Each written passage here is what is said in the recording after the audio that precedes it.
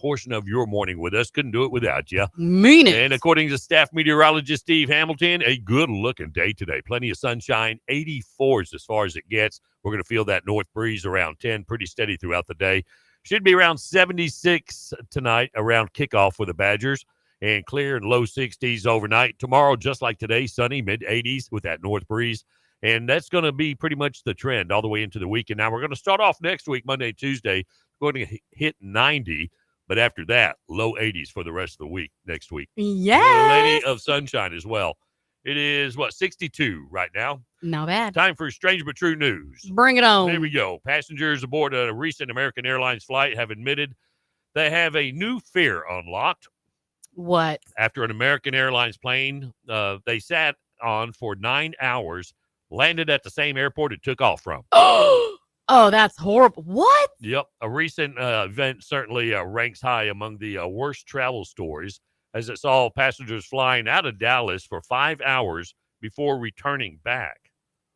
Now, passengers on the American Airlines flight from DFW to South Korea happened on September 7th. They were in the air for 9 hours in total just to return to the airport the plane took off from. Jimmy Lee is one of the passengers aboard the flight. Took her smartphone out to record the commotion. The passenger posted the clip to Instagram, which sees Lee enjoying a snack and a soft drink as the plane turns around. New fear unlocked. Your flight to Korea may go 5 hours and come back with zero explanation. That was on her caption.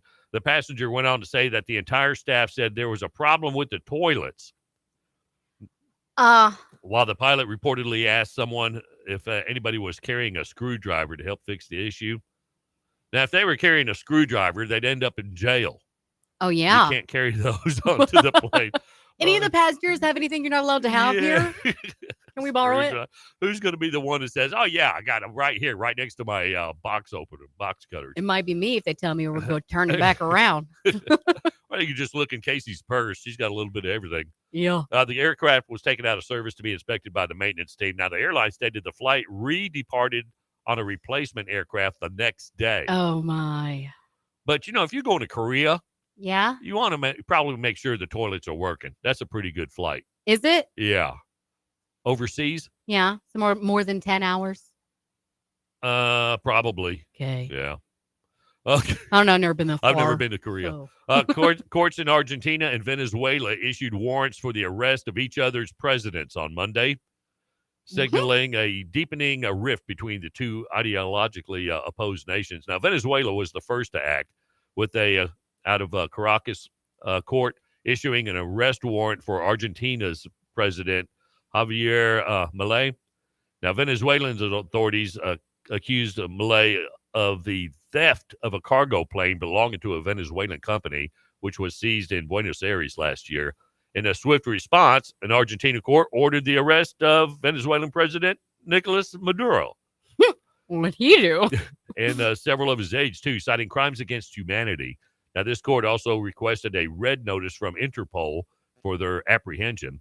Now, according to the reports, the Buenos Aires federal court accused Maduro's administration of orchestrating the kidnapping and torture of Venezuelan citizens, invoking the principle of universal jurisdiction that permits prosecution for serious crimes, regardless of where they occur. Specific. Yeah. All right, this is a TikTok warning. You're probably going to have to mute this because TikTok get all butthurt if they hear certain words out of this. TikTok Disney, That's only right. Snowflake approved. Okay. Let me know when it's muted. Muted. All right. Cops in Switzerland made multiple arrests after a woman reportedly ended her life in a so-called suicide pod. Remember, I talked about this a few weeks ago. Yeah. In apparently the first case of its kind. Now, cops said they arrested several persons on suspicion of inciting and aiding and abetting suicide after she died, reportedly using a pod made by the company Sarco on Monday. While assisted dying is legally protected in some circumstances in Switzerland, it's strictly regulated, and the Sarco pod has encountered opposition. Officers recovered the device and the body at the scene. In July, a pro-assisted dying group, which promotes the Sarco device, said it anticipated it would be used for the first time this year.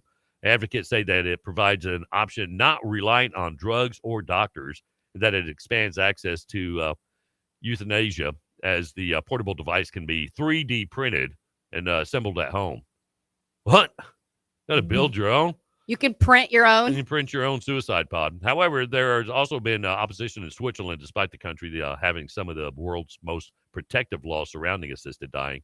Now, critics fear the device's modern design glamorizes suicide, and the fact that it can be operated without medical oversight is concerning. And assisted dying is illegal in the UK and most other European countries, but thousands go to Switzerland over the years to end their lives. And they don't come back. Yeah. Well, if you're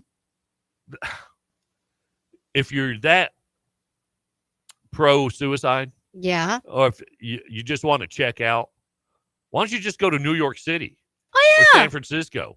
That'd be easy. Yeah. Go visit. Have some fun. Yeah, And, 5 minutes walking the streets of New York City or San Francisco, you get the same thing. You don't have to pay for it either. free. Yeah. All right. That's it. Land Passes Real Country is on iHeartRadio, or you can just download the app on your phone. You can take us everywhere you go. Every day. It's 8:47, 13 before 9. Land Passes Real Country. Today's hits, yesterday's favorites. Good morning. Ken and Casey in the morning, celebrating 2 weeks without a restraining order.